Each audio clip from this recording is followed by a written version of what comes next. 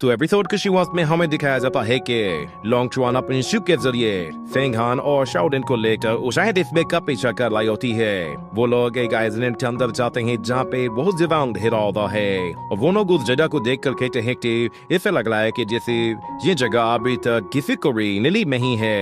Arc से पहले कोई भी यहाँ पे आया नहीं है। शाओलिन कहती है कि उम्मीद है कि हम लोग उस जायंट स्नेक को ढूंढते हुए यहाँ पे खो ना जाएं। वो लोग अपने आसपास देख रहे होते हैं कि कहीं जायंट स्नेक के आसपास तो नहीं है और फेंगान लॉर्ड ट्रम्प पर इशारा करता है तो वो फोन से अपनी शिप को उस आइसलैंड के और ज्यादा अंदर ले जाती है। तो फेंगान वहाँ पे मौजूद जायंट स्टोन्स को देखने के बाद कहता है कि यहाँ पे कोई घोस्ट भी मौजूद है, मगर वो लोग यहाँ पर सिर्फ जायंट स्नेक को पकड़ने के लिए आए थे और इसलिए वो लोग किसी और चीज पर ध्यान नहीं देते। और फेंगान कहता है कि ये जगह उस जायंट स्नेक को पकड़ने के लिए बिल्कुल परफेक्ट है, मगर लोंगशुआन कहती है कि वो जायंट स्नेक अंधेरे में छुपने का फायदा उठाएगा, इसलिए तुम सब जरा संभल कर रहना। इतने में हम देखते हैं कि वो जायंट स्नेक बाही के अंदर से मूव कर रहा होता है और मई बही उस स्नेक की पावर को सेंस करते हुए एक पेट्रम एक्टिवेट हो जाता है जो कि जायंट स्नेक के साथ साथ आगे बढ़ता जाता है और हमें दिखाया जाता है कि वहाँ पर एक विल मास्क होता है जो स्नेक की एनर्जी को फील करते ही एक्टिवेट हो जाता है। और दूसरी तरफ वो लोग अपने आसपास देख रहे होते हैं, उन्हें अभी तक वो जायंट स्नेक कहीं दिखाई नहीं दिया था। और शाओलिन कहती है कि मुझे ऐसा क्यों लग रहा है कि जैसे जहाँ पे कोई ना कोई मूवमेंट हो रही है। वो लोग पानी के नीचे देखते हैं तो वहाँ पे वाकई में ज्यादा हलचल हो रहेगी। और लोंगशुआन कहती है कि ये जगह थोड़ी सी अजीब है, हमें यहाँ पे संभल कर रहना चाहिए क्योंकि ये पोजीशन अनस्टेबल पोजीशन लग रही है। और अचानक से फिर शाओलिन को कोई चीज दिखाई देती है जिस पर वो कहती है कि वो क्या था, मगर हम लोग देखते हैं कि पानी के अंदर से फॉर्मेशन अभी एक्टिवेट हो रही होती है। और इस तरफ लोंगशुआन कहती है कि मुझे ऐसा लग रहा है कि शायद हम लोग किसी सर्कल फॉर्मेशन के अंदर ट्रैप हो गए हैं। और इतने वो जायंट स्नेक भी वहां पर आ जाता है और उनकी फौरन से उलट देता है तो वो लोग फौरन से शिप से बाहर निकल आते हैं। और फिर शाओलिन कहती है कि हम इस जायंट स्नेक का शिकार करने के लिए आए थे, मगर हम खुद यहाँ पे शिकार बन जाएंगे। और दूसरी तरफ फिर वो जायंट स्नेक बहुत ही तेजी के साथ पानी में जाता है, उस शिप को उठाते के ऊपर फेंक लेता है, मगर एलियन अपने दोनों हाथों के साथ उस शिप को नीचे गिरने से बचा लेता है क्योंकि उन लोगों को वापस बीजी शिप में ही जाना है। फेंगान उसे होल्ड करते हुए वापस से लोंगशुआन की तरफ थ्रो करता है तो लोंगशुआन उस शिप को पकड़ कर वापस ऊपर की तरफ उछालती है, जिसकी वजह से उस शिप एक सेफ जगह की तरफ चली जाती है। और वो जायंट स्नेक फेंगान पर जैसे ही हमला करने के लिए आता है तो वो उसे डॉज कर लेता है, मगर दूसरी तरफ से शाओलिन होमी सोर्ड लेके उस जायंट स्नेक पर हमला करने के लिए आती है। उसका मिलते ही सोर्ड उस जायंट स्नेक के सिर में घुसा देती है, जिसकी वजह से उसे बहुत ज्यादा तकलीफ होती है और वो झटपटाने की कोशिश करता है, मगर होंगी उसके सिर से नहीं हटती। और इसी बीच में फिर फेंगान भी अपनी मिडिल डेडली का इस्तेमाल करते हुए उस जायंट स्नेक पर हमला करता है, जिसे देखकर वो जायंट स्नेक वहां से भागने की कोशिश करता है तो अचानक वो एक जायंट स्टोन से टकरा कर वापस पीछे पड़ा जाता है। और वो लोग देखते हैं कि जायंट स्टोन जो कि उस स्नेक से टकराया था उसके ऊपर एक फॉर्मेशन बनी हुई होती है और वहां पर फिर एक के बाद एक बहुत बड़े बड़े जायंट स्टोन बाहर आ जाते हैं जो कि क्यूबिक शेप में होते हैं और उनके ऊपर एक फॉर्मेशन बनी हुई होती है, जिसे तरफ फेंगान और बाकी लोग बिल्कुल हैरान से होते हैं कि आखिर यहाँ पर ये फॉर्मेशन किस में एक्टिवेट किए हैं, क्योंकि वहाँ पर वैसे बहुत ज्यादा जायंट स्टोन्स थे जो कि हवा में ऊपर आते जा रहे थे और स्टोन्स एक साथ उस जायंट स्नेक का रास्ता रोक लेते हैं। तो इन फॉर्मेशंस को देखने के बाद लोंगशुआन कहती है कि आखिर ये फॉर्मेशंस किस में यहाँ पे सेट किए हैं, क्या ये हेवन एंड आर्ट फॉर्मेशंस हैं। मगर फिर उसे अचानक से याद आता है कि ये तो 3 लाइन फॉर्मेशंस हैं जो कि इसमें के पास खतरनाक होती है कि इसी भी क्रीचर का काम तमाम कर सकती हैं। और दूसरी तरफ से वो जायंट स्नेक फिर से भागने की कोशिश करता है और जाते हुए एक जायंट स्टोन को डिस्ट्रॉय कर देता है। ये देखकर शाओलिन कहती है कि चलो हमें इन्फॉर्मेशन का एक डेमो भी मिल गया। और इस तरह हमें दिखाया जाता है कि एक जायंट स्टोन को डिस्ट्रॉय करने के बाद वो जायंट स्नेक एक दूसरे स्टोन में फंस जाता है और देखते ही देखते वो टूटा हुआ जायंट स्टोन फिर से पहले की तरह जुड़ते हुए नॉर्मल हो जाता है और उसके अंदर फिर वही फॉर्मेशन एक्टिवेट हो जाती है। ये देखकर वो लोग काफी सरप्राइज होते हैं और फिर लोंगशुआन कहती है कि ये हेवन एंड आर्ट फॉर्मेशन को अपनी पोजीशन पर दुआ से पहले के जैसे ही बना सकती है। और अचानक उन्हें किसी चीज की आवाज सुनाई देती है जिस पर वो कहते हैं कि ये किया था और हमें दिखाया जाता है वही एविल फेस वाला बाफ वहां पे मौजूद होता है जो कि उस फॉर्मेशन को बाम से ही कंट्रोल कर रहा था और फेंग हान कहता है कि जरूर इस फॉर्मेशन का कोड वही होगा। देखते ही देखते अचानक से उस एविल फेस से एक पावरफुल लाइटनिंग निकलती है जो कि उस जायडस बेक को जाकर हर्ट करती है, जिसकी वजह से वो वहीं पे ही गिर जाता है। मगर वहाँ जायडस ने इतना सदमा होता है कि उस लाइटनिंग अटैक के बावजूद भी वो बिल्कुल सही सलामत होता है।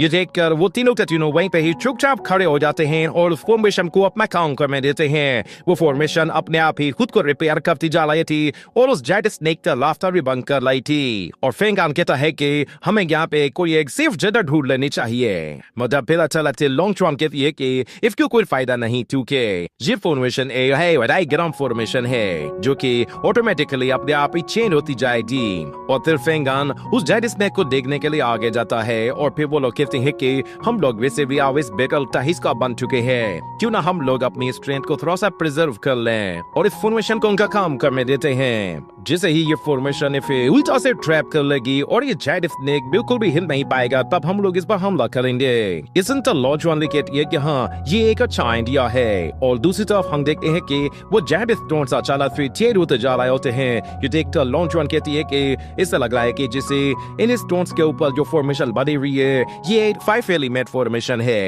ये इस हेक्साग्राम की पोजीशन को चेंज करके इससे डिफरेंट अटैक करवा सकती है और मेरे ख्याल से हम लोगों को यहीं पे ही स्टे करना चाहिए, ये जगह सबसे ज्यादा सिक्योर है। तो फेंग हान कहता है कि हाँ इस तरह हम लोगों के लिए उस जायडस स्नेक को पकड़ना और भी आसान हो जाएगा। ये कहते ही वो उस स्नेक के पीछे चला जाता। इस बार शाओडन कहती है कि आजकल तुम चाहते क्या हो, तुम उसके पीछे क्यों ला रहे हो।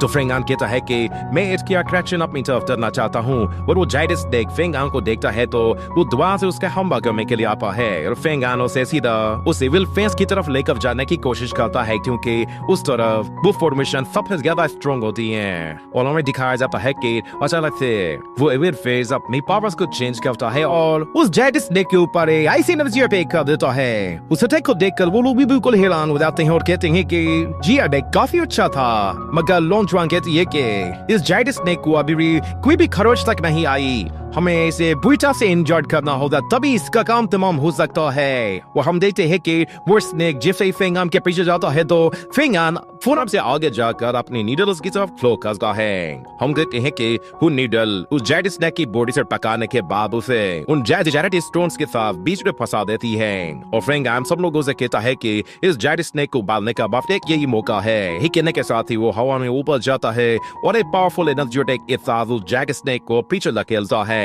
इस तरह देखते ही देखते वो जायडस स्नेक उन पिलर्स के बीच में फंस जाता है और वहां से निकलने की बहुत कोशिश करता है। मगर दूसरी तरफ फिर फेंग हान अपने उसी न्यूडल के साथ एक बहुत ही जोर से अटैक करते हुए उस जायडस स्नेक की बॉडी से बिल्कुल पार हो जाता है। इस अटैक की वजह से वो जायडस स्नेक बिल्कुल बेहाल हो जाता है और वहीं पे गिरकर पूरी तरह से खत्म हो जाता है। उसने दुको जंग मांगी थी कि अब वो बिल्कुल आज तक खोल पाए।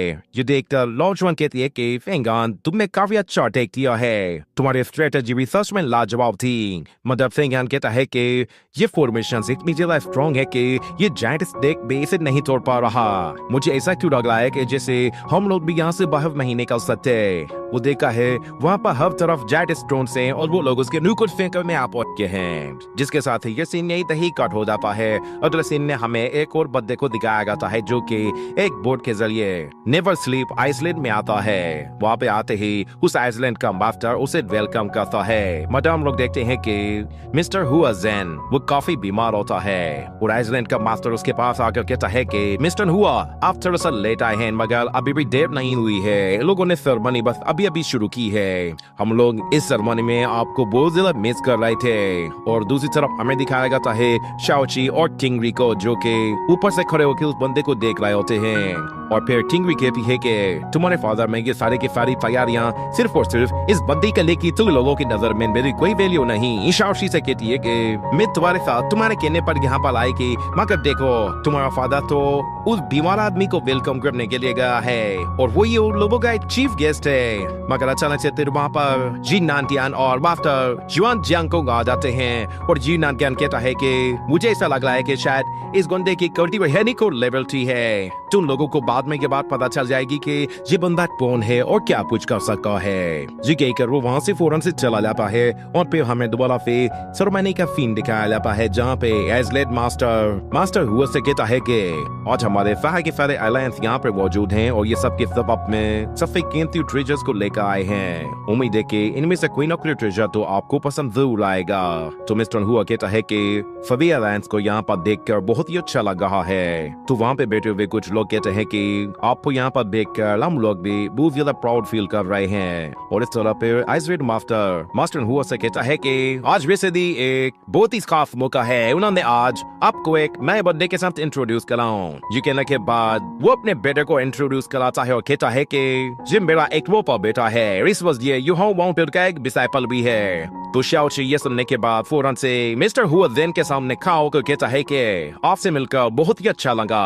तो शाओची को देख लिफ्टर हुआ कहता है कि ये लड़का सच में काफी टैलेंटेड है। मदद में नेवर मास्टर युआन जियांगकोंग कहता है माई हमारा फेट यहाँ से जरा दूर लेंगे, आप उधर कभी आना चाहें तो आप वहाँ पर आकर विजिट कर सकते हैं। और फिर हमें दिखाया जाता है वो मोटा फौरन से खा जाता है और कहता है कि लगता है कि शायद यहाँ पे कोई मुझे इंट्रोड्यूस नहीं करने वाला, इसीलिए खुद मैं अपना इंट्रोडक्शन कर देता हूँ। वो मास्टर हुआ से कहता है कि मेरा नाम जाओ है, मैं आपकी बीमारी के बारे में काफी दिन से सुन रखा है। ये सुनते ही आइसरेड मास्टर कहता है कि आखिर तुम क्या थे क्या हो, मगर दूसरी तरफ जाओ फौरन से एक बॉक्स निकाल कर उसके सामने ले आता है और मिस्टर हुआ से कहता है कि साउथ चाइना सीमेंट मैं बहुत ज्यादा फेमस हूँ और मेरे पास ये बहुत ही कीमती ट्रेजर्स भी हैं। आज मैं आपसे मिला इसलिए मैं बहुत ही ज्यादा प्राउड फील कर रहा हूँ और आज मैं ये ट्रेजर आपको गिफ्ट के तौर पर देना चाहता हूँ। उम्मीद है कि मेरे ये ट्रेजर आपकी बीमारी को हील करने के लिए काम आएंगे।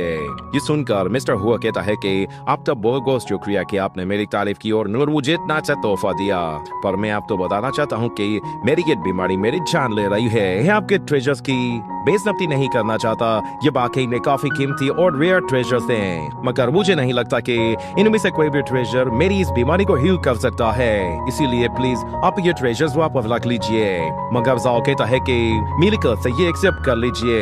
ये सुनते ही आइसलैंड मास्टर कहता है कि क्या तुम पागल हो, ये हमारे चीफ गेस्ट हैं और मैंने तुम्हें ये परमिशन नहीं दी कि तुम इनिस्बन हुआ के आगे आकर अपने सारे ट्रेजर्स रखो, इस तरह तुम हमारी पार्टी को डिस्टर्ब कर रहे हो। ये बात सुनते ही और लोगों से कहता है कि सब लोगों को जानता हूँ तुम सब लोग यूजिन से ही मेडिकल पिल्स बनवाते हो और आज वो सारे के ट्रेजर जो कि यूजिन ने बनाए हैं वो तुम यहाँ पे लेकर आए हो, मगर मेरे सारे ट्रेजर वो साउथ फीकेस्ट ट्रेजर्स हैं जो कि न सिर्फ कल्टीवेशन को अपग्रेड करने में मदद देते हैं बल्कि इससे बहुत सारी बीमारियां भी दूर हो जाती हैं। तो यूहाओ माउंटेन के डिसाइपल्स जब ये देखते हैं कि वो सब लोग मिस्टर हुआ के आसपास फिर रहे हैं और उसकी इतनी ज्यादा रेस्पेक्ट कर रहे हैं तो वो काफी हैरान होते हैं कि आखिर मंदी की रियल आइडेंटिटी है क्या जो लोग इसके आगे पीछे फिर लाए हैं और उसके लिए अपने कीमती ट्रेजर्स लाकर रख लाए हैं। मगर इस तरह हम देखते हैं कि मिस्टर हुआ खड़ा हो जाता है और वाव से कहता है कि आपका बहुत बहुत शुक्रिया, आपने इतने कीमती ट्रेजर्स दिए हैं, मगर ये सारे के सारे ट्रेजर्स मेरे किसी काम के नहीं हैं, मुझे सिर्फ और सिर्फ ये सब ट्रेजर्स चाहिए जो कि मेरी बीमारी को ठीक कर सके, इसीलिए प्लीज आप ये वापस रख लीजिए।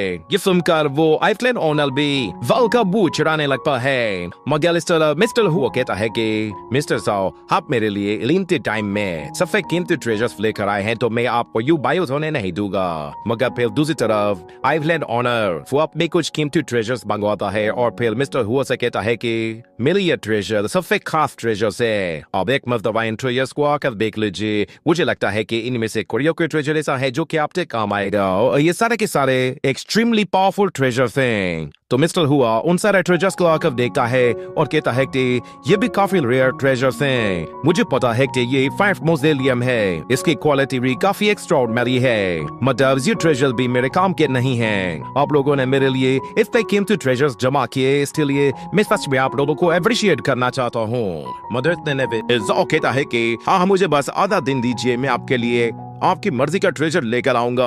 ये सुनते ही हाउस ओनर कहता है कि आखिर तुम चाहते क्या हो? तो जाओ कहता है कि मैं जानता हूँ कि मेरे ये ट्रेजर्स आपके काम के नहीं हैं, इसीलिए मुझे बस एक और मौका दीजिए, मैं आपके लिए ऐसा ट्रेजर लेकर आ सकता हूँ जो कि आपकी इस बीमारी को खत्म कर सकता है, मगर इससे पहले मैं एक मर्तबा जानना चाहता हूँ कि आपको अपनी बीमारी के लिए किस तरह का ट्रेजर चाहिए। अगर मुझे कोई हिंट मिल जाए तो उसकी मदद से मुझे उस ट्रेजर को ढूंढने में आसानी होगी।